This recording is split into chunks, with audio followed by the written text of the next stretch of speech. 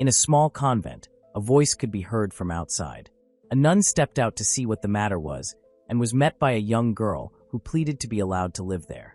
3 weeks earlier, Stella, the eldest daughter of Marquis Marble, prepared for her tea session with Lord Alfred. It had been 10 years since their engagement, and since Stella turned 17, she had been meeting him twice a month. All Stella could think about was the wedding. She remembered excitedly showing her fiancé dress ideas she had found, only to be met with indifference. Stella thought about commissioning a tailored dress, but as she reflected on it, it seemed Alfred liked a particular style. She raised her hand to knock at the door of the room where they usually met, only to hear something strange. It was her sister's voice. Her sister Fiona was a year younger, the daughter of Stella's father and his second wife. Hearing her voice filled Stella with unease, as today was supposed to be her meeting with her fiancé. Fiona was always beautiful, like an angel. Anything she wore suited her perfectly, and there was no doubt their father and his wife adored her. Stella heard Fiona's excited voice asking Alfred if a dress suited her. Fiona mentioned how she sometimes wished to wear elegant dresses like her older sister, though people often told her it was still too soon.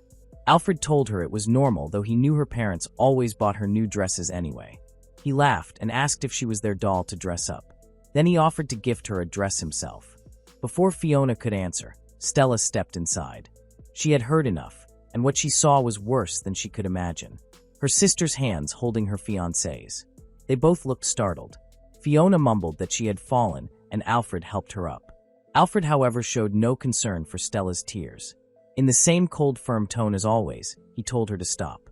He insisted that paying such close attention to trivial matters was unbefitting of a lady. He confirmed Fiona had fallen, then scolded Stella for not showing concern for her sister instead. His harsh words continued, accusing Stella of always blaming him whenever Fiona was involved. Fiona apologized, but Alfred only apologized to her. He then kindly escorted Fiona to the door, leaving Stella behind. Watching them together, they looked like true lovers. Was Stella's only role to create a pleasant setting for them? Stella wanted to run away.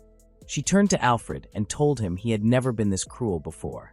But Alfred, sitting sullenly across the table, remained apathetic. Then he snapped. He called her a troublesome woman and demanded she put herself in his shoes. How could something so trivial anger her so much? He bellowed that their future did not look promising and told her she should be grateful he still intended to marry her despite her having no skill. Stella lowered her eyes. Now she knew how he truly felt. Fiona possessed the skill of healing, and perhaps that was why Alfred was drawn to her. A skill was a divine gift awakened through a religious ritual at the temple when noble children turned 7. The purpose of the ritual was to find the saint. This world was plagued by tainted air or miasma caused by human activity. It poisoned the land and water, and sometimes gave birth to magical beasts. The one who possessed the skill of purification was the saint, while women with abilities such as healing or barrier creation were considered quasi-saints. Fiona had become a quasi-saint thanks to her healing skill. Yet for some reason Stella had not even been allowed to participate in the ritual. She looked up at Alfred and told him calmly that he had been harboring resentment in his heart all along. She apologized to him. Alfred slammed down his teacup and stood. He said there was no need for farewells. Stella stood as well, ready to chase after him, but he repeated that there was no need. She was left alone with no answers. Outside, Alfred joined none other than Fiona. Despite the pain in her chest, Stella could see them strolling the grounds together, smiling and laughing. She, on the other hand, was left with no one. Looking into her mirror, she wondered why no one loved her. Was it because her parents' marriage had been political? Nearly everything she owned was a hand-me-down from her late mother. Her tutor had been private, her maid had left, and her pale, gloomy face stared back at her. Maybe it was only natural that no one loved her. Her maid called for her, saying the master wanted to see her. Stella rose and went to her father. He was far from impressed. He scolded her for leaving Alfred and Fiona alone to stroll in the garden, accusing her of refusing to host them. Before she could respond, he shouted that it was her fault because she didn't know how to win Alfred's heart. He went on to say that if Fiona's reputation were sullied, Stella would bear the blame. Despite his cruelty, Stella found herself apologizing. Her father told her she had empty pride and rebellious eyes, just like her mother. Stella remembered her mother, strict yes, but also kind. She knew her father did not understand the truth about her, and in Stella he saw the reflection of his resentment. A knock at the door interrupted them. Fiona entered smiling at her father and saying she came to play. Though he scolded her for entering uninvited, his tone softened immediately as he offered to show her his ship in a bottle. He smiled warmly at Fiona, but scowled at Stella and dismissed her. That night, wrapped up in bed, Stella thought about how political marriages were common among nobles. But the result was children like her, unloved. Even her father showed tenderness only to Fiona. Then she must be the cause of his unhappiness, she thought. Sitting in her vanity, she told herself that if things continued this way, no one would ever be happy. She made her way to the drawing room to find Alfred. His face dropped the moment he saw her. Stella respectfully apologized for intruding, but firmly told him there was something she wished to discuss. She told him she wanted to break off their engagement.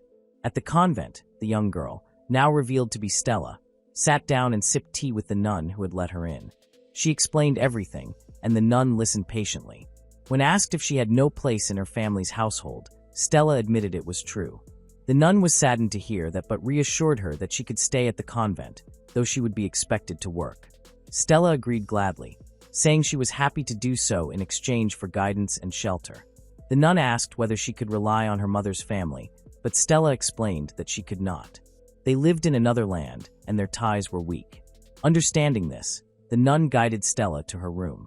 The convent was bright and airy, offering Stella a sense of relief she hadn't felt in a long time. For the first time, she had hoped that things might turn out all right. Alfred, however, did not take Stella's words well. When she suggested breaking off their engagement, he reminded her that the betrothal was a contract between their families and could not be annulled so easily. He asked her what she planned to do. After all, who would want to marry a girl without a single skill? Stella replied with confidence. She would leave the house and carve out her own happiness with determination.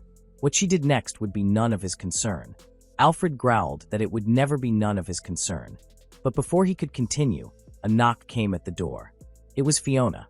She entered and curtsied, saying she had come to pay her respects. Stella smiled, telling her sister she had arrived at the perfect time. Alfred protested that he and Stella were in the middle of an important discussion, but Stella ignored him. She told Fiona to receive Lord Alfred on her behalf and began walking out. Alfred ordered her to wait, but Stella's mind was made up. She closed the door firmly behind her. From that moment on, she walked away fast. The first thing she did was cut her hair, selling it for money to fund her journey. She put on an old maid's outfit she had once picked up, using it as a disguise. Leaving a written message behind, she secretly departed the mansion. As she traveled, she thought of her mother's words. If you ever find yourself facing the unbearable, go to the convent. So that was exactly what she did. The nun showed her to her room, a modest chamber with a plain bed and a desk. The nun smiled, remarking that it must be quite a change from what Stella was used to. But this was the life of the convent. Stella assured her that everything was more than enough, thanking her warmly. Sitting on her bed, Stella opened a small box and brought out a string of pearls. She handed it to the nun as a token of gratitude, explaining it had been left to her by her mother.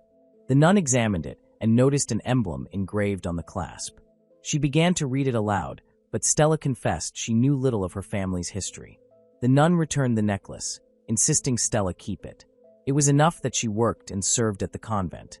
Then she told Stella to change out of her ragged clothes into new ragged clothes, teasing her to smile more often, since she looked lovely when she did. After Stella changed, she was instructed to return downstairs so the nun could teach her the rules of convent life. Stella glanced out of the window before heading down. For the first time, she saw the village from this new perspective, and when she lay briefly on her bed, she felt a refreshing sense of relief. Her first task was cleaning. The nun explained that she would dust the higher places, which often grew dirty. Stella climbed a ladder covering her mouth and got to work. She found herself grateful for something meaningful to do. Soon the hallway gleamed brighter than she had ever seen. To her surprise, Stella actually enjoyed the work. The nun was stunned when she saw the result. The hall looked cleaner than when it had first been built. Stella sheepishly said she had only cleaned a little, but the nun told her it was on another level, as if the atmosphere itself had become pure, like the light of dawn. Stella wondered if this was what dawn truly felt like. The nun asked if Stella had a skill, given her noble birth. Stella admitted she hadn't undergone her ceremony yet, though her half-sister possessed a healing gift. The nun asked about her sister, and Stella explained briefly. Then the nun led her to her next task, cooking.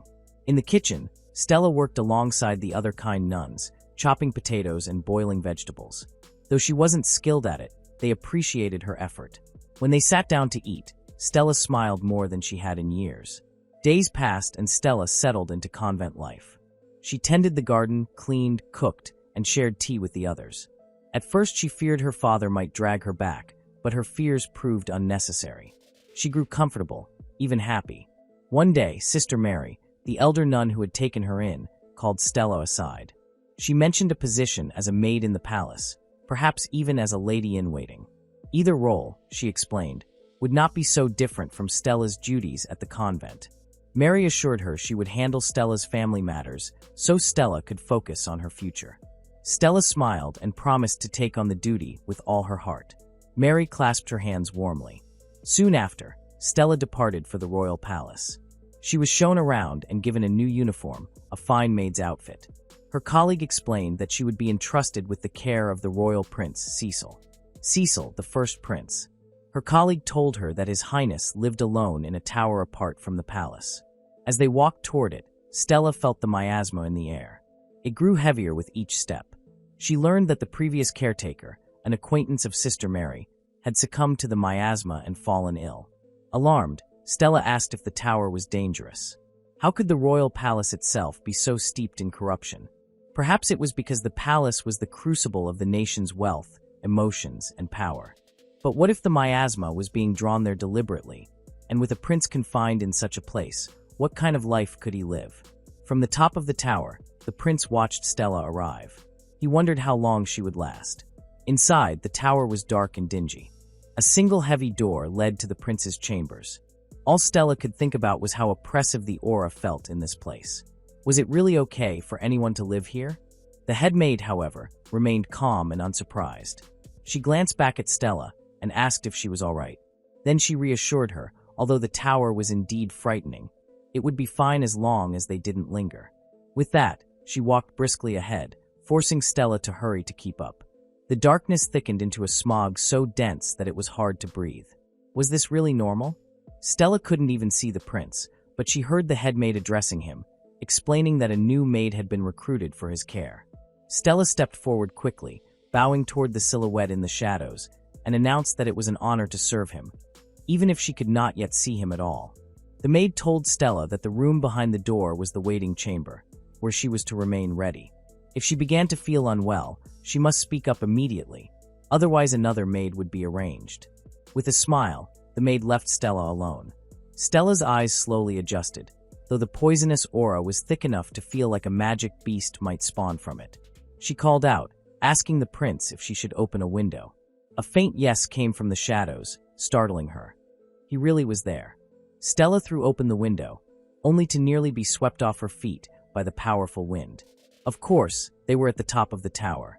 The prince asked if her name was Stella, and she smiled in confirmation. But then he casually remarked that her skirt had flown up. Flustered, Stella pulled it down and asked if he had seen anything. The prince assured her that he had not, but then admitted that he had seen her stockings and garter. Mortified, Stella quickly said she would place her luggage in the waiting room. Out of the corner of her eyes, she noticed the prince reading a book. How could he see in such oppressive darkness? Deciding the first thing to do was clean, Stella gathered her things and headed to the stairwell. She swept and mopped, though exhaustion quickly caught up with her. The prince's voice called out, asking if she was all right. Stella told him she was fine and asked if it would be acceptable to start with his chambers. The prince thanked her. Given that he was under house arrest, Stella had expected someone sullen and difficult. Instead, the prince was surprisingly normal. Despite being wronged and forced to live in such conditions, he was calm, even kind. Stella found that remarkable. Just as she had done at the convent, she cleaned from top to bottom. Bit by bit, the atmosphere began to lighten. The room grew clearer, brighter, almost peaceful. She felt the prince's presence nearby, though he remained obscured, until at last the chamber itself seemed white and pure. The prince asked if she felt tired or faint from the miasma, but Stella answered honestly. She was fine, though the visibility was poor. The prince was astonished. Most maids, he explained, could not even remain in the waiting room without collapsing. Stella admitted she was fortunate in that regard and pressed on with her work. She then asked how he was feeling. The prince admitted he could barely stand. Stella's heart sank. His health would never improve in such conditions, but she quietly vowed to continue keeping the place clean for his sake. Hours later, Stella finally finished. She smiled, calling to the prince. He was now visible seated on the couch, long, shaggy hair covering most of his face. He thanked her warmly, saying it was the first time anyone had ever made his chambers so clean. Stella returned his gratitude with a smile. Her eyes drifted to his hair. It was so long it had to be a burden. Hesitantly, she asked if he would like her to cut it for him. The prince tilted his head, asking if she could do it herself. Stella admitted it was only a thought, realizing she may have spoken out of turn. Standing behind a royal with a blade in hand was not exactly proper. But to her surprise, the prince was open to the idea, admitting his hair was troublesome. Unfortunately, he had no scissors. Stella would need to ask the head maid for them. When Stella approached the maid headquarters, she was immediately questioned about the request. She explained what the prince had said, and after confirming he had indeed permitted it, they handed her the scissors. One of the maids joked that it was fine as long as Stella wasn't a spy, and if she was, then it was up to the prince to deal with her. Stella couldn't help but wonder just how strong the prince was given the strange remark.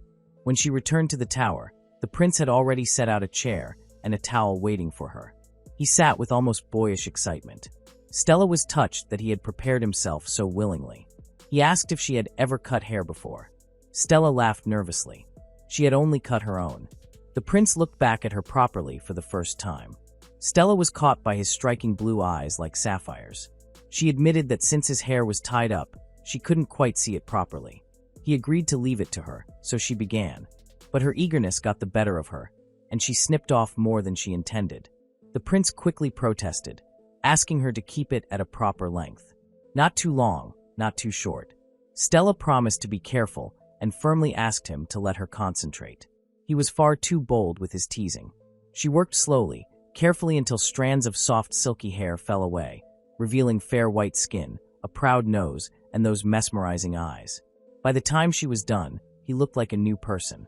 Though not flawless, the trim was respectable. Stella held up a mirror, and the prince was stunned. He hardly recognized himself. "So I'm actually handsome?" he asked. Stella smiled and agreed his hair looked very nice, but she couldn't help asking why he had let it grow so wild. He shrugged, saying there was no particular reason. He had simply put it off again and again until years had passed. Stella thought bitterly to herself that no one must have been paying attention to him. Even her own family, as neglectful as they were, had been in better shape than this. She asked softly how he could endure such a life. The prince assumed she meant his isolation and answered that he did not find it unpleasant. To immerse himself in books and his own pursuits. To sleep and wake whenever he wished. Was this not the ideal life? But Stella pressed further. What about his health? Wasn't it harmful to live in a dark room saturated with poisonous aura? The prince looked genuinely puzzled. "Dark?" he asked. Stella explained that the miasma was so thick visibility was almost non-existent. The prince admitted he could only feel a faint prickling against his skin, nothing more. Settling back into his couch with his book, he remarked that her movements and manners resembled those of a noble woman. Stella froze. He had noticed. He asked her what her skill was. To see miasma so clearly was a rare gift. Was she perhaps a half-saint? But Stella had already sunk into her thoughts, memories flashing before her eyes. "I don't have any skill," she whispered sadly. The prince was shocked to hear that Stella had no skill. In fact, he could not believe it. Stella sighed, telling him it was true. The prince looked at her and told her she looked like a saint. But Stella reminded him that looks did not really have much to do with it. The prince told her he was not kidding, that her appearance really resembled the former, Saint a little. He asked Stella if she had seen her in his great hall. Stella told him she had not, but the prince assumed she must have attended a ball at the palace as a noble's daughter. Stella looked down, telling the prince she never had the chance. The prince told her he understood before mentioning an illegitimate child. Why else would a perfectly healthy young girl be hidden from the public? Stella tried not to be disgraced by his words. She told the prince that she was born and raised in that house, so how was she considered the illegitimate child and not Fiona? She looked down glum, but the prince smiled, patting the seat next to him. Stella took a seat on his couch, and he asked her if she had never been to the temple. Regardless of the result, the ritual should always be done. Stella explained that they said it was not worth the try, that she would not have any useful skills anyway. She admitted that she thought that about herself too. The prince looked her in the eyes, saddened by her story. He asked her if she was afraid of her father. Just hearing his name made Stella tighten her fists into balls. She told the prince she was. A child, especially a girl, could never defy her father. She remembered herself as a little girl and all the fear she had. The prince wondered what the Marquis could have been thinking. He made sure the stepdaughter went through the ritual. The prince thought to himself and had an idea he did not want to believe. He turned to Stella, who was now in tears. Stella was appreciative of the prince's understanding nature, despite him having it harder than her growing up. And still, he understood her. Just that alone made her feel so grateful. The prince smiled, asking if his good looks made her cry. He teased her for falling for him. Stella firmly told him she had not. The prince realized he had forgotten his question, but it was fine because painful pasts can stay forgotten. He told her he just wanted to live happily with the people he would meet from here on. Stella told him that was true, but she was sure he would remember his question eventually. Her tears were dry now, and she had a smile on her face again. Stella offered to go and fetch dinner for them. She carefully made her way down the stairs, realizing how tiring it was going up and down. She wished there was a slide for going down at least. When she returned with a lovely platter of food, the prince asked Stella to join him for dinner. Stella hesitated at first, telling the prince she was a maid after all, but he told her not to worry about that with him. Stella understood why he wanted her there. Eating alone was quite lonely after all. So Stella sorted a portion for the prince and one for herself. Prince Cecil smiled and told her to enjoy the food. Their chef was top tier, and he knew how hard she had worked all day. They sat down at the candlelit table and began. The prince mentioned how good the food tasted now that the room was clean and beautiful. He thanked Stella sincerely. He noticed how refined and pleasant Stella's table manners were. More evidence that she came from a distinguished background. Stella thanked him for the compliments before calling cheers to his face. Stella could not help but chuckle, wondering if the prince was drunk. She curiously asked how old he was, and he answered 19. Cecil asked how old Stella was, to which she responded 17. Cecil smiled, telling her she was the same age as his younger brother. Stella thought about who his brother must be, but she knew he would be the third prince, heir to the throne. Stella looked at the prince, who was charming and kind. He did not seem like the type unfit to inherit the throne. So why was he treated like a prisoner in the tower? And what was the truth behind it? Stella decided just to go ahead and ask him. The prince casually responded that it was because of his skill. Your skill, Stella repeated. The prince told her he was told it would make him unfit to rule because it was destruction. Destruction of what? Stella asked curiously. The prince darkly responded that he could destroy anything. He held his glass, which transformed to dust. Stella was shocked to see his power. She asked him if he could destroy living things too, and he told her he could. Stella tried not to look afraid, but could not help but wonder if he had ever done it before. Cecil shrugged, telling her it made sense why they thought he would be unfit with such a dangerous skill. From today alone, Stella knew that Cecil did not abuse his power, but convincing the world would be another matter.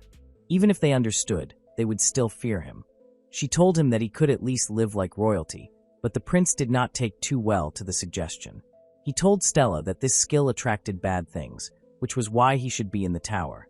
Stella asked if he knew why the miasma was so thick around here, and Cecil told her it was because of his skill attracting bad things.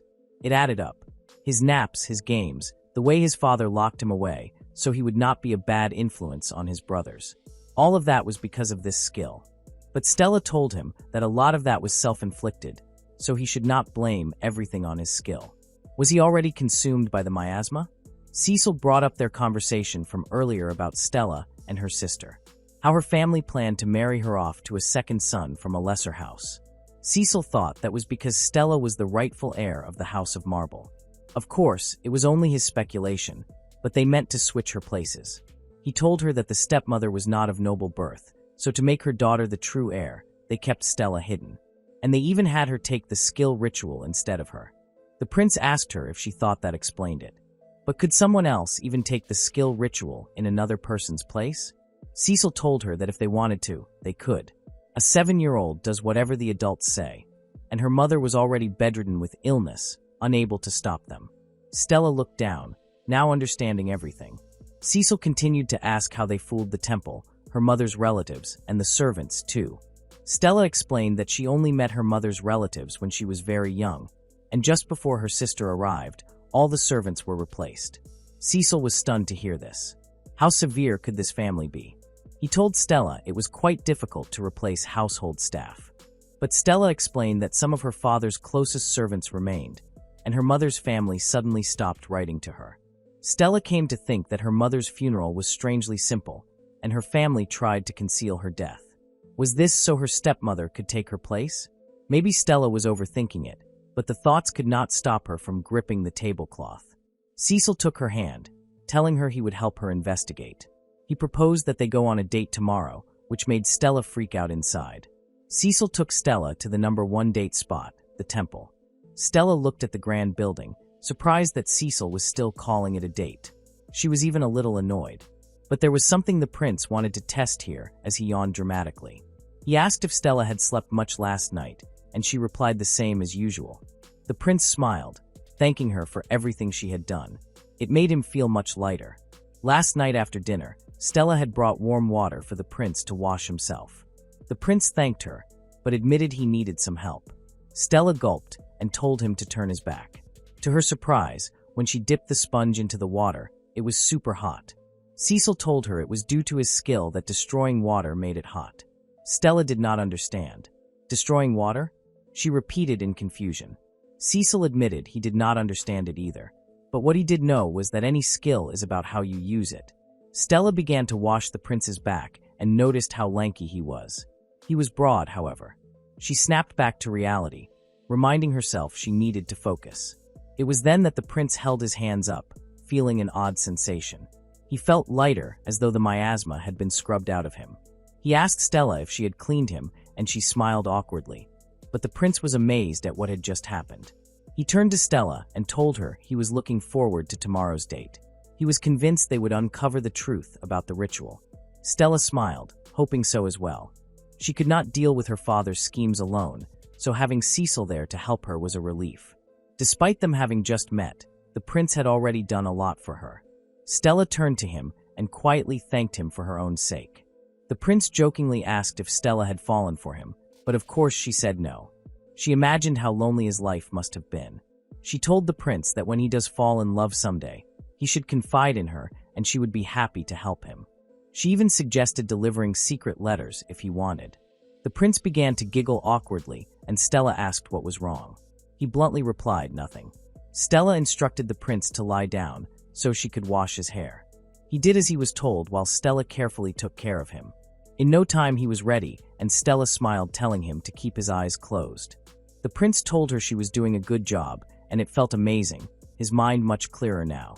Stella smiled, noticing he had been staring at her the whole time. She was glad he was feeling better. Cecil told her he would handle the rest, and that she could feel free to use the water. He offered to help her wash too, but of course Stella declined, flustered. That night Stella slept in her bed, completely exhausted. She woke up early, realizing it was still dark. She wandered into the hallway, and to her surprise the miasma was back. She pulled out her duster and started swiping at it, seeing some improvement. She finished by opening the window, nearly being blown away again. The miasma cleared up, but Stella could not help watching over Cecil, who was sleeping. He looked like he was in pain, sweating and stirring in his sleep. She felt his forehead, which was stone cold. The prince woke up, and Stella apologized for going into his room, but explained that he looked troubled. The prince admitted he thought he had a nightmare, but then a gorilla appeared and chased it off with a funny dance. Stella was happy to hear he was fine. She began to walk away, but Cecil asked if she could stay a little longer. Stella accepted, joking that she would protect him like the gorilla did. Cecil smiled and asked if she could hold his hand.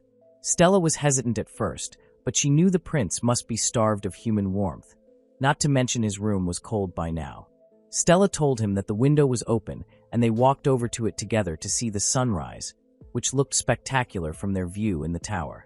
Stella told him she would close the window, reaching out her hand, but Cecil gently took hold of it, asking her to leave it open just a little longer. He wanted to feel the breeze.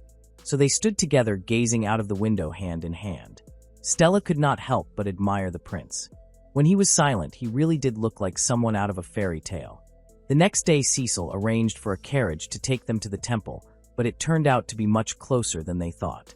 He complained he was tired, especially after walking down all of those stairs in the tower. Stella told him how she wished there would be a slide, and Cecil agreed.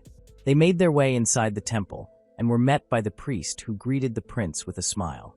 He asked what brought him there today, and the prince eagerly told him they needed answers about the ritual 10 years ago. He requested someone who knew the truth, and the priest agreed, bolting off like a rabbit. Stella realized people were quite intimidated by the prince, probably due to his skill. They sat with an elderly man who was elusive but able to provide answers. The prince spoke to him, but the man was very quiet. The prince asked him to speak louder, and the man said he did remember the events of that day. The prince asked if he could recall the ritual for Lady Stella Marble. The man told them that Stella was unusual, so she left an impression. But the prince wanted more information. The man began a long-winded story of every individual detail, shouting at the top of his voice. Cecil smiled awkwardly, asking him to fast forward to the part where Lady Stella appeared, and he could lower his voice too. The man said that Lady Stella kept glancing around, clearly uneasy. She was surrounded by nobles, and something stood out to him. Cecil asked if there was anything else, and the old man remembered blonde hair. He went on to say that the Marquis muttered, "I knew choosing this one was the right choice," when the crystal lit up with the word, healing. Cecil thought the story was strange. He thanked the man and apologized for interrupting him. He told Stella that his suspicions were correct. The Marquis had made Stella's sister undergo the ritual in Stella's place. He assumed the priests would never notice since they never attended society events. Stella looked down, telling Cecil she still could not believe it. She could not believe her father would do such an evil thing. Cecil told her that when people lose themselves, jealousy is often at the root. But what was her father jealous of? They knew there was no point dwelling on it, and needed to think about what came next. Stella thanked him for the opportunity today, but the prince knew this was where the real work would begin. Some time passed, and Prince Cecil paid a visit to the high priest, who was thrilled to see him. The priest told Cecil how much he had grown, but Cecil replied that not much had changed. He asked the priest if he could show them the ritual chamber. Sadly, the priest explained that outside of ceremonies, no one was allowed inside. Cecil asked if even cleaners were forbidden. The priest mentioned that the chamber had already been cleaned. Cecil then told him that Stella was a master of cleaning, leaving no speck of dust behind in any place she touched. Stella smiled, and the priest quickly changed his mind. So Stella took care of the chamber, while the priest explained that he could not stand places like this being dusty. She began with the pillars, cleaning them as thoroughly as she could. The priest turned to Cecil, saying how much of a relief it was to have Stella there. But Cecil told him it was too soon to thank her, giving the priest a mysterious smile. Stella paused for a moment, thinking she had heard something. The priest approached from behind, praising her as a true master of cleaning. The floor she polished gleamed so brightly that it looked as though it had been reborn. Then it clicked for the priest. Stella had the power of purification. Stella was completely bewildered. She told the priest that her skill could never be as great as that of a saint, and she had never even received a revelation. Cecil explained that Stella's family background was complicated. Another daughter had taken Stella's name and received the revelation, while Stella herself was treated as if she had no skill. But now her talent is obvious, isn't it? Cecil said. The priest was impressed. Looking closely, he realized Stella's face did resemble the former saint. Cecil agreed, adding that Stella's mother came from the same country, and he theorized that they could be related. Cecil did not hesitate to ask Stella to touch the crystal, but the priest reminded them that using it outside of a ritual was forbidden. Then with a smile, he agreed to allow it. He would be the witness alongside the prince. Stella's head began to spin. She knew she was not ready, but Cecil pulled her toward the altar. He smiled, telling her she had already had 10 years to prepare. Stella questioned if her skill was useless, but Cecil reassured her that even if it was, it would be fine. The priest also tried to encourage her. They guided her to the crystal, and Stella stepped forward to face it. It was the crystal of skills. 10 years ago, she had never come here, and everything since then weighed on her mind. She wondered if Sister Mary had known this would happen. When she turned, Cecil and the priest were smiling supportively. So Stella reached out both hands, and the crystal lit up immediately. Meanwhile, back at the estate, Fiona sat for her painter. To her shock, the painter addressed her as Stella when he asked for her feedback. Fiona told him to make her skin fairer, her eyes larger, and her nose higher since the portrait would serve as part of a marriage proposal. Soon a maid entered to announce Lord Alfred's arrival. Fiona quickly ordered her to say she was not there. The painter chuckled, asking if that was wise, but Fiona muttered that Alfred had come to speak about her sister. Growing irritated, she told the painter she was getting bored of him. But the painter asked if Lady Stella shared her name with her older sister, and then questioned who Fiona was. Realizing she had made a mistake, Fiona hurried to call for her mother to fix it. Her mother told Fiona in private that she needed to get used to using her given name. She then explained to the painter that Fiona was only her childhood name, while Stella was a treasured name in the House of Marble. Many daughters were given the name Stella. She added that an awful curse would fall upon anyone who revealed a person's childhood name, consuming them with miasma. Because of that, Fiona's true name had to remain secret. Later, Fiona's father called her to discuss Alfred. He said he had heard she turned Alfred away. Fiona asked if she had been wrong. Her father assured her she had not, since Alfred was not her fiancé. He promised to handle the matter himself and told Fiona to focus on her portrait, since her future husband would see it. Fiona looked down, thinking about how soon she would marry someone she did not love. Despite the beautiful dresses, attention, and glamour, traditions could still feel like suffering. Back in the chamber, Cecil was captivated by how bright the crystal's light had become. The priest agreed, telling Stella he had never seen anything like it. Inspecting the crystal, he declared that Stella's skill was purification. He knelt before her, calling her a saint. Stella blushed, asking him to rise, but the priest insisted that only she could banish the miasma. Though her power was still weak, he said, one day she would be able to cleanse an entire nation.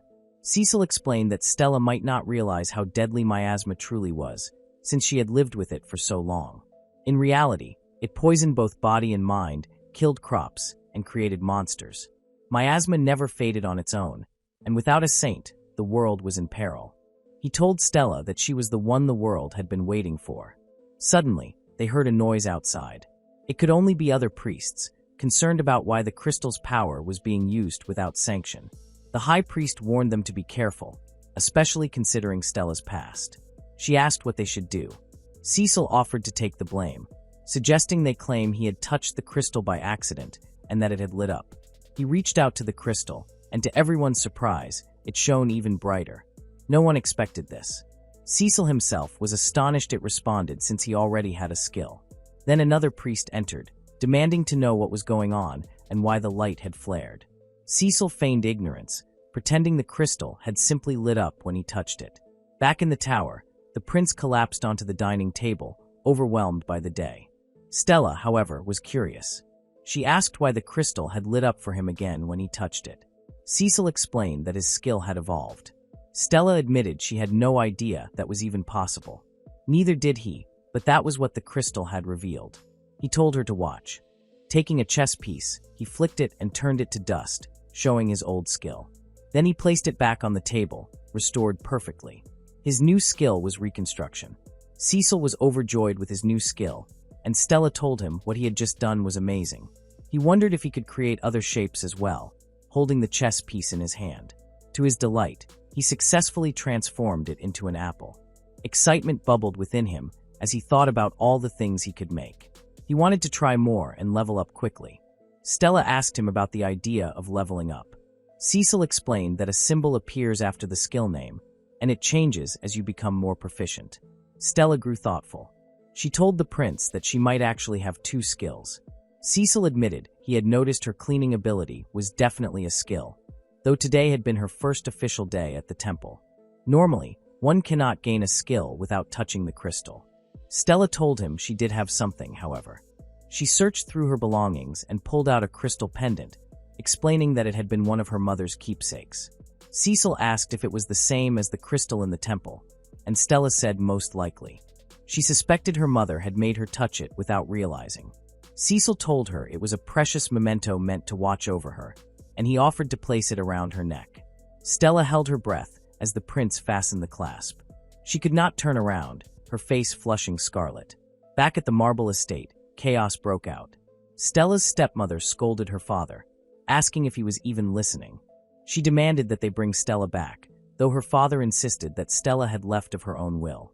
The stepmother argued that Stella had only run away without thinking things through, and as a noble's daughter, she was supposed to live properly in a proper environment. Of course, her true motive was to protect the replacement. Eventually, Stella's father agreed, saying he would send his men to the monastery at once. But Stella could not be found there. Her father sank into his desk, muttering that he would have to investigate further. The stepmother calmly gazed out the window, remarking that breaking an engagement and then running away was a bold move for Stella. She wondered aloud if her husband's former wife had been the true influence behind it all. At this point, there was no way to know. At the tower, Stella tried to recall what she and Cecil had been discussing. Cecil was brainstorming what they should do about her family, whether to punish them or turn a blind eye. Stella admitted she had not yet decided what she wanted, but one thing she was certain about was her desire to learn more about her mother. Did she truly die of illness? Had her death even reached her friends? Stella longed to know the truth. She also understood that what her family had done to her was unforgivable. Cecil asked if she wanted them ruined, but Stella suggested that she could simply go on living as a stranger. Cecil turned to her, suddenly serious. His head lowered as Stella asked him what was wrong. He looked over his shoulder to reveal blotches of miasma, an ominous mass of negative emotions clinging to him. Stella stared at it, as though she could hear it speaking to her. She wanted it gone, wanted it to stop tormenting the prince. Suddenly, a burst of light filled the room. Stella smiled. She had eliminated the miasma successfully, but Cecil was none the wiser. Stella apologized, asking if it had hurt. Cecil told her it only felt like she had pressed on a tender spot. Stella stammered, realizing it was true. She really was a saint. Cecil teased that he had seen the ritual with his own eyes, yet now he was suspicious. What saint went straight for, he chuckled. Stella told him she wanted to thank him properly. Because he had taken her to the temple, she had learned so much about her skills, and even about her mother. She was truly grateful. She promised she would always protect Cecil, and now she understood why miasma clung to him. Miasma sought salvation, so it chose him. It believed Cecil could help it. Stella realized that in a way, she owed her purification power to him, and she could not leave someone so beloved by miasma alone. She wanted to be his strength. Cecil looked her in the eyes and smiled warmly. Before long, he stood ready as ever and told her he was going to report to his father. Stella could only wish him well, though unease stirred within her as she wondered how things would develop from here. She busied herself with cleaning to reset her thoughts. But as she stepped onto the stairwell, she slipped and tumbled down the tower in seconds, landing with a heavy thud. Looking up, she saw the prince further down the stairs. She really thought it might be the end of her. Recovering, Stella drew water from the well, remembering Cecil's suggestion about installing a slide. Carrying the water back up the tower, she realized that even with a slide, they would still need to climb. On another trip to the well, she noticed how many plants around the tower had wilted, likely from the miasma that lingered there. But thanks to her cleaning, the air was noticeably purer and even breezier. Was this what it felt like to bear a saint's power? Stella lowered her gaze, suddenly feeling defeated. Cleaning usually cleared her head and lifted her spirits, but now she felt weighed down. A rustling sound broke her thoughts. She assumed it was a mouse, but the noise grew louder closer. Something was approaching. Could it be a monster?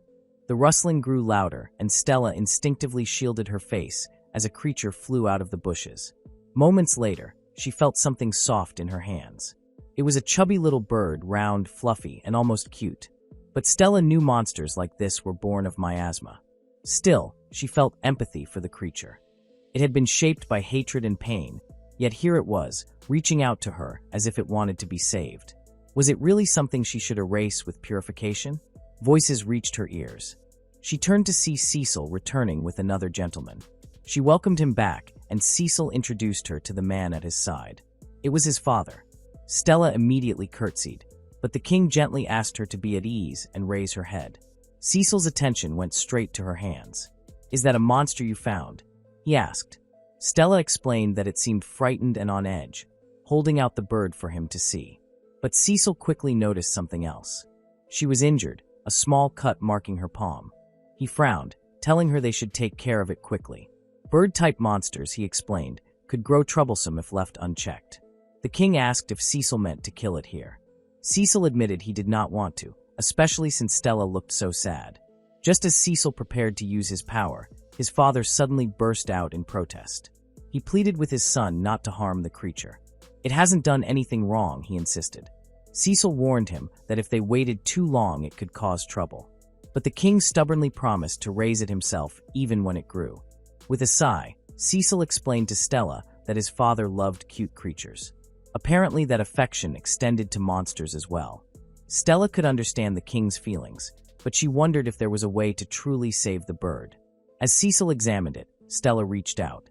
A flash of light surrounded her hand, and she called for Cecil to be ready with reconstruction. He nodded. The purification spell began to work. Stella felt her body grow heavy, but she pressed on. The little bird was reborn in her arms. Now she cried. Cecil immediately used his skill, and the creature transformed completely. Together they had saved it. Cecil was amazed by what they had achieved, and the king was overjoyed, knowing the little creature was safe. They all laughed, gathering to think of names.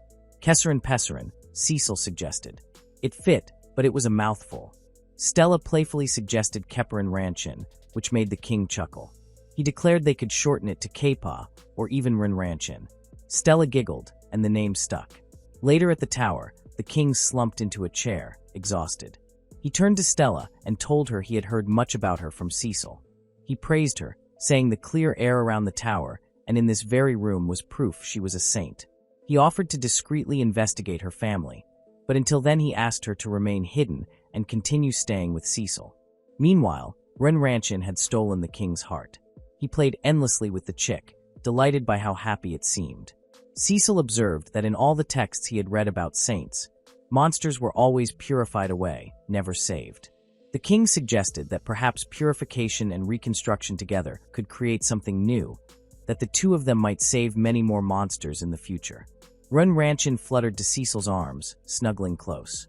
Stella gasped as she realized the bird was absorbing miasma.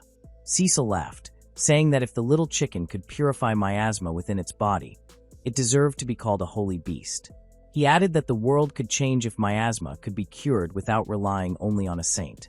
All three agreed to watch over Run Ranchin together, like some sort of guardian squad. Talk about co-parenting. After fussing over the chick for the rest of the afternoon, the king returned to the palace. As soon as he left, Cecil groaned, wishing his father had acted more normal in front of Stella. But she only smiled and told him she thought the king was wonderful. Cecil then asked Stella to show him her palms. She held them out, and he carefully examined the spot where Run Ranchin had scratched her. When she insisted it was fine, Cecil asked if he could try using reconstruction as a form of healing. Stella blinked in surprise. She had never thought of his power that way. If he could heal, he could save countless people. Cecil hesitated, worried he might hurt her more. But Stella encouraged him, insisting she was happy to be his test subject. He took her hand, and in an instant the scar faded. Did it hurt, he asked.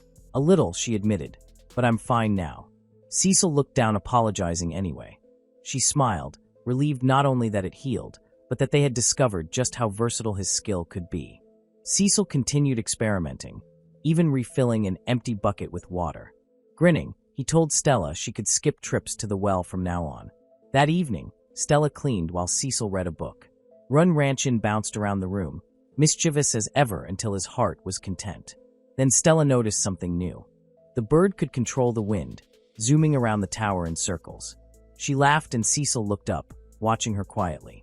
He joined her in cleaning, grabbing a sponge despite her protest that she could handle it. He looked very pleased with himself after finishing one spot. Stella realized then exactly how Cecil saw her. She laughed, teasing him. If only there were a save state skill, that would come in handy. Cecil had a strange expression. Part of him felt sad, yet another part felt relieved. He smirked. Next time, he teased, I'll paint you on a giant canvas. Cecil looked at his father, doting on Ren Ranchin, and knew this was becoming a problem. Stella asked if it was because of his father's clingy behavior. But Cecil had another concern. He thought Ren Ranchin was growing far too quickly. Only a month had passed, and the bird was already big enough to hold with 2 hands. Cecil told Stella they might need to consider moving the creature outdoors. Before he could press further, his father suddenly grew serious. He told them there was a more important matter to discuss. The king revealed that his people had nearly finished their background investigation into Marquis Marble, and the results aligned with what Cecil had suspected. Cecil asked Stella to pause her chores and sit down, even feeding her a grape to keep her from fussing. The king fed one to Reincarnated as well, and it was then Stella noticed her hands were no longer trembling. Cecil brought up Lady Stella's mother first. The king explained that the palace had never received any report that Marquis Marble remarried. That meant Stella's mother was officially still alive. Cecil had suspected as much. From the moment he discovered Stella's stepmother was using her mother's title without a proper farewell to the woman she replaced, the truth had been clear. The stepmother claimed poor health and rarely appeared in public, making the deception impossible to expose. Cecil asked if the daughter showed up in society. The king nodded. She supposedly resembled the Marquis and was introduced as his only daughter. No one questioned it. She even called herself Stella and entered the palace often. The king turned to Stella and asked if it was true she had not attended society since early childhood. Stella nodded, ashamed. The king explained that if people had only seen a child briefly, they would never notice a swap. Cecil asked about the stepmother's background. The king said she had once been a commoner and a dancer. They had investigated possible spy connections, but found nothing. More likely she simply wanted a luxurious life, so she assumed Stella's mother's identity. Whenever the Marquis was away, she caroused in town. The truth came crashing down on Stella, but it did not end there. Cecil asked how the deception had fooled her family. The king explained that Stella's grandfather, the head of her house, was in poor health. Letters were exchanged, but the Marquis kept details vague. By now he was too deeply entrenched in the lie to turn back. The king sighed, stroking Reincarnated. He admitted he did not want to say this in front of Stella, but she deserved to know. On the day of the Eastern market, her mother's carriage was attacked by bandits, and for a short time she was taken captive. When the Marquis discovered this, he was devastated. Former servants testified that he repeatedly doubted his wife's chastity. Darkness filled Stella's heart. If this was how she came into the world, then it made sense to her why no one had ever loved her. Cecil looked at her with deep sadness and asked his father to stop. The king turned to Stella and spoke gently. He said he told her all this because she deserved to know the truth. Whatever her origins, she was precious to them. If she wished, they could use an appraisal skill to confirm her bloodline. It was a major decision, so he encouraged her to think carefully. With that, the king departed the tower, leaving Cecil and Stella alone. All Stella could think about was whether it would have been better for everyone if she had never been born. She was so lost in her thoughts that she did not hear Cecil's voice. She collapsed to the ground, struggling to breathe. Cecil quickly placed something warm and fluffy against her hands and face. "Breathe slowly," he whispered. It was Reincarnated. Stella inhaled his comforting aura and finally relaxed, managing a weak smile. She wondered how his soft little belly could have such soothing powers. She realized then that she was not alone. There were people who were thinking it would have been better never to be born was no way to live. Cecil gently brushed away her tears. She looked into his eyes and saw he was just as sad. He admitted he was worried about her. Stella insisted she was fine, though she looked pale as a ghost and had not even realized she was crying. The next day, Cecil had an announcement. That afternoon there was to be a tea party for the quasi-saints in the palace gardens. He told Stella they would infiltrate. She looked at him like he was mad. Today. As in, right now. She panicked over her lack of outfit choices. Cecil reassured her they would only be peeking. If her stepsister was truly a quasi-saint, she would be there, and Cecil wanted to confirm she was calling herself Stella. He told her they could not leave everything to investigators. They needed to approach the truth themselves. Stella knew he was right. Determined, she agreed. The two made their way through the massive garden maze. Cecil told her how he used to play hide and seek with his brothers there, driving attendants mad. Finally, they reached the spot where the tea party was being held and peeked through the bushes. There, Stella saw Fiona, sipping tea with several other ladies. One of the women asked the group to begin reporting their activities as quasi-saints. Cecil explained that the woman was the leader, betrothed to Marcelina Benny. A dark-haired woman went first, explaining that she brewed potions and donated them to the knights. She added that miasma had been heavy lately and harvests were poor, but she had managed to level up her skill. The others praised her dedication. Lady Jennifer spoke next, proposing that the council revise the waterworks by year's end. Cecil remarked that her skills seemed useful and explained to Stella that many different abilities existed. Those with practical skills often received special treatment as quasi-saints, along with a rank.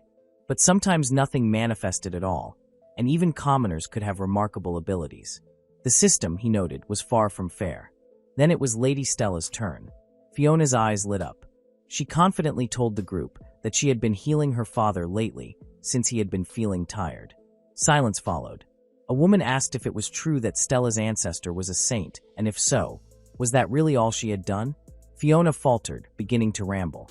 Suddenly her teacup slipped, spilling into her lap. The ladies asked if she was hurt.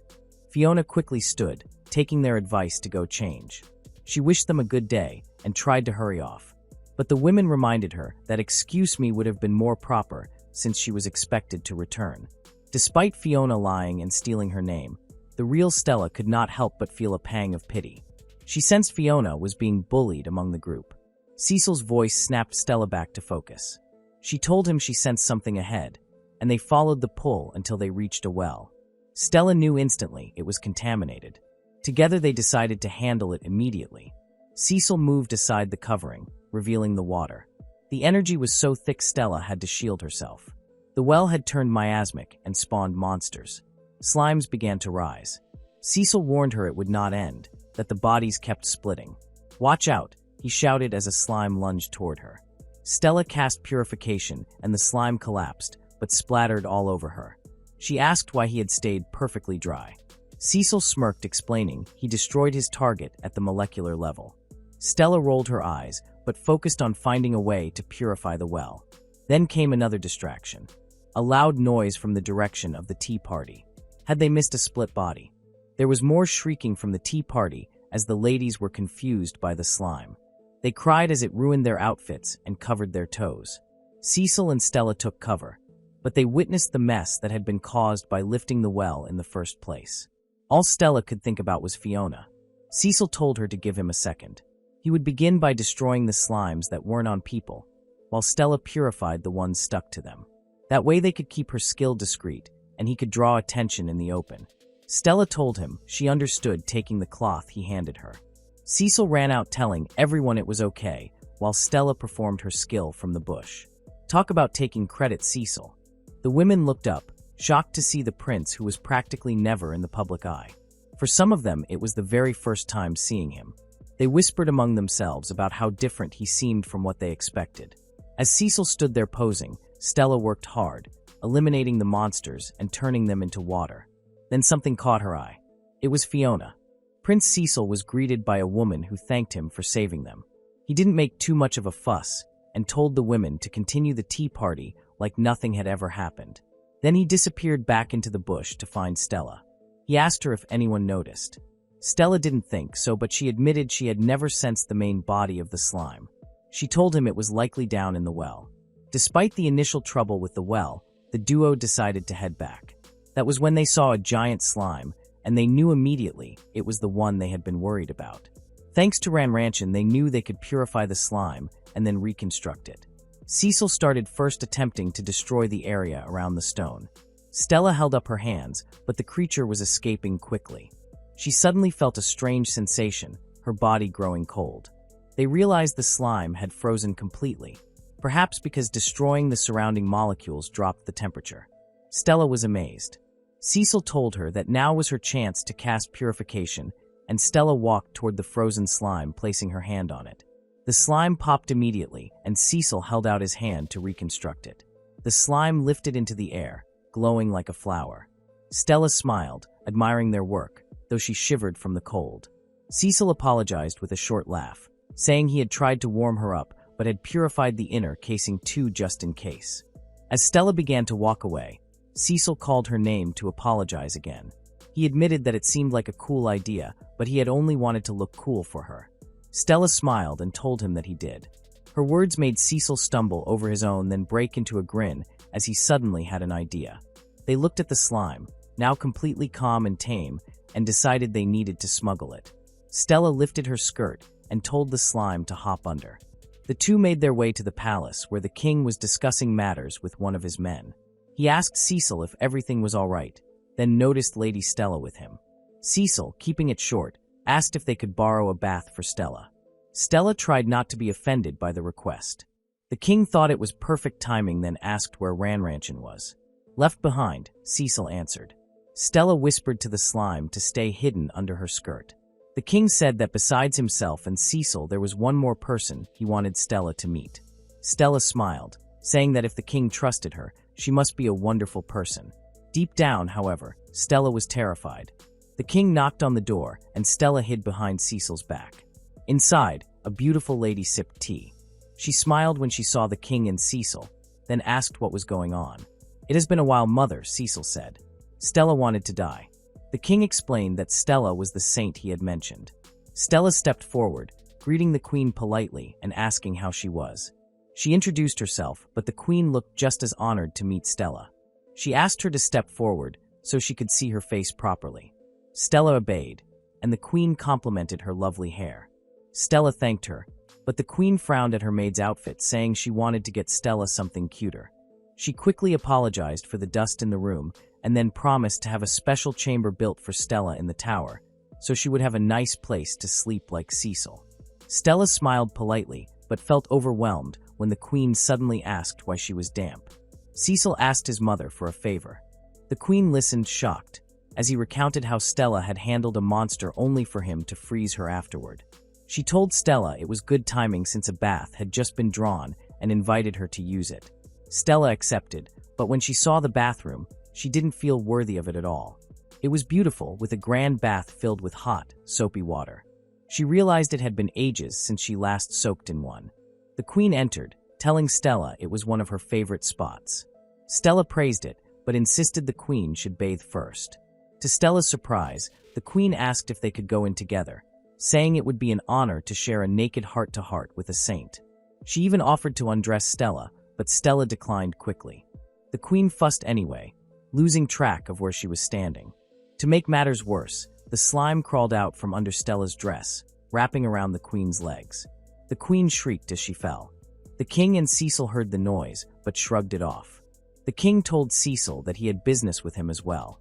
When Cecil asked what, his father replied, "A prospectus addressed to you." Cecil's eyes lit up. It was his first one. When he opened the book, he saw none other than Stella, with her portrait. Cecil sighed, wondering if they were really that dense. He told his father it was the younger sister, and the king remarked that she might have been at the tea party. Cecil acted none the wiser, but inwardly wondered if he was being targeted. The king told him to expect more proposals from now on, though he would never hand his son over to the House of Marble. It was clear to him that someone had already stolen his son's heart.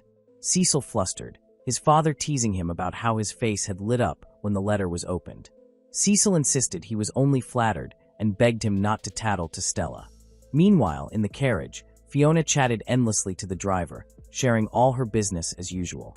She told him about how Cecil had swept in and defeated the monster. The driver mentioned that Cecil was the very man her father had proposed a match with, and Fiona instantly knew it was fate. She was convinced she would marry the prince.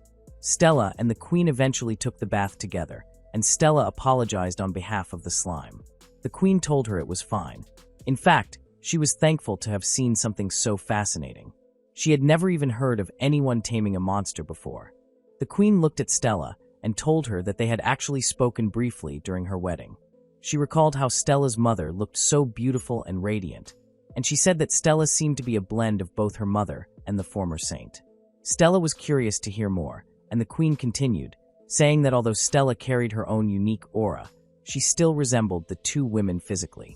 She told her, if your mother were the sun, you would be the moon, both symbols of beauty. Stella was deeply honored to hear this. She had always thought herself plain compared to her mother. The queen encouraged her to carry herself with more pride, to speak her mind, and to be more assertive. Stella felt called out, but she knew it was true. She was timid, after all. The queen asked her if she had ever felt like disobeying her father, but chose not to out of fear. Stella admitted that she thought it was better to lay low, not wanting to trouble the people who had helped her. The queen looked at her kindly, but with firmness, and told her that such an approach would make sense if she were ordinary. But Stella wasn't ordinary anymore. She explained that Stella's plan to remain quiet might work for now, but eventually she would only be used as a pawn in political games. For example, People might order her to purify certain things, but forbid her from purifying others. She could even be passed around solely for the sake of the nation. The queen admitted that if Stella were in her hands, she too would use her power without hesitation, and no one would care about Stella's personality. That was simply the reality of great power. It stopped being for the world and became something only for the nation. Stella saw where the queen was coming from. She was warning her not to let others dictate how her power should be used. The queen told her that of course it was nice to help others, but without boundaries, Stella would be nothing more than a fool. And for someone with such great power, a lack of responsibility could be dangerous. Stella knew it was true. Responsibility was exactly what she had been missing. The queen asked if Stella had anything she wanted to do. Not for someone else, but for herself. Stella thought hard, struggling for an answer which made the queen smile. She reassured her that she was still young and had only a narrow view of the world. It was natural that her best choice right now would be to help those who had supported her.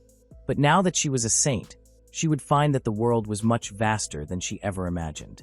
Stella felt as though a whole world had opened inside of her after speaking with the queen. Was she being encouraged to step away from political influence and live freely? She asked why the queen was telling her all this. The queen explained that when she was a child, she had read many fairy tales about saints. She had always cherished the idea of people who purified the world's miasma and saved everyone. Her dream was to see a saint with her own eyes one day. She didn't want to betray the little girl she had once been. She wanted to show her a world that was kind, strong, and beautiful, just as she had always believed. Stella realized she wanted the same. The queen added, if a saint only appeared as a blessing, but acted only when the country ordered them to, wouldn't that be disappointing? Stella knew the answer. The queen asked if Stella had ever truly seen how the commoners lived. Stella admitted she had only seen a little, mostly around the monastery, which was a relatively neat place. The queen told her that after the social season, there was a place she wanted Stella to visit. It would be a little dangerous, but she would assign Cecil as her guard. Stella hesitated.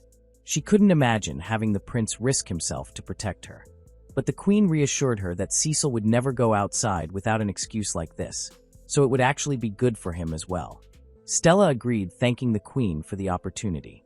The queen smiled warmly, admiring Stella's determination, and then suggested they leave the bath before they ended up cooked. When they were out of the bath and wrapped in robes, Stella thanked the queen again for such a precious experience.